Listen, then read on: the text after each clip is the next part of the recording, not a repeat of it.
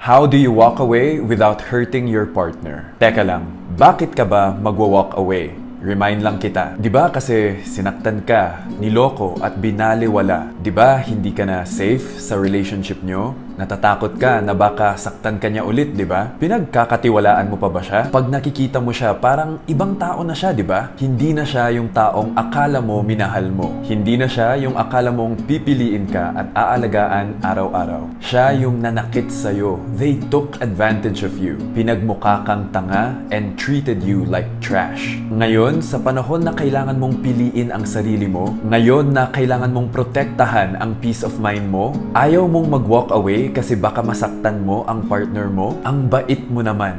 Napakabait mo pero naiintindihan ko. Ganun mo siya kamahal na kahit na sinaktan ka niya, you still care about them. Kasi hindi ka ganun hindi ka nananakit. Pero isipin mo kung mabait ka, bakit hindi ka mabait sa sarili mo? Hindi ka nananakit ng iba, pero sinasaktan mo ang sarili mo by choosing to stay in a toxic relationship. Pero gets ko pa rin. Gets ko kung bakit nahihirapan kang mag-walk away. May tinatawag tayo na sunk cost fallacy. I learned this from my friend. Ang sunk cost fallacy, by definition, is the phenomenon whereby a person is reluctant to abandon a strategy or course of action because they have invested heavily in it, even when it is clear that abandonment would be more beneficial. Ilang years na ang ininvest mo sa partner mo Ang dami mo ng compromise na ginawa, and above it all, you have planned your entire future with your partner, tapos walk away? Ang hirap.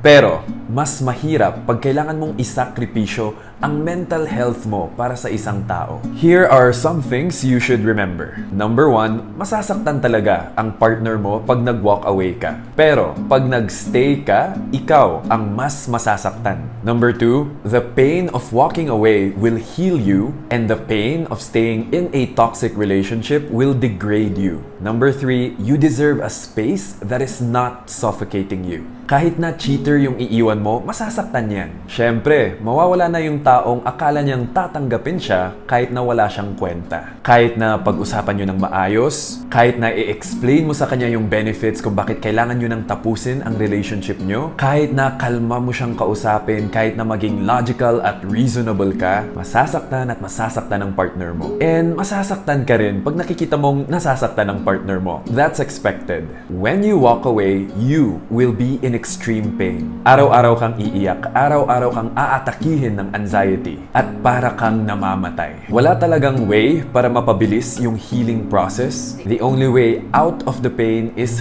through the pain. Sa first few days or weeks, you will be probably doing unhealthy things to cope with the pain, and eventually, your eyes and your mind will slowly see and realize the reality na, oh shoot, the world doesn't stop for me. I have to keep moving forward. I have to take care of myself because I have goals to achieve. Eventually, you will realize that the pain of walking away will be worth it. The pain of walking away is far better than the pain of staying in a toxic relationship. Kasi by staying in a toxic relationship, araw-araw andun yung source of pain mo Araw-araw expose ka sa trigger ng pain mo. So habang andun yung causative agent ng pain mo, paano ka mag-heal? Your mental health will gradually deteriorate and you will feel worthless. You destroy yourself by staying in a toxic relationship. Ang magbe-benefit lang, yung manloloko mong partner. When you walk away from a toxic relationship, it doesn't mean that you gave up on your partner and your relationship. It only means you didn't give up on yourself because you deserve a safe space.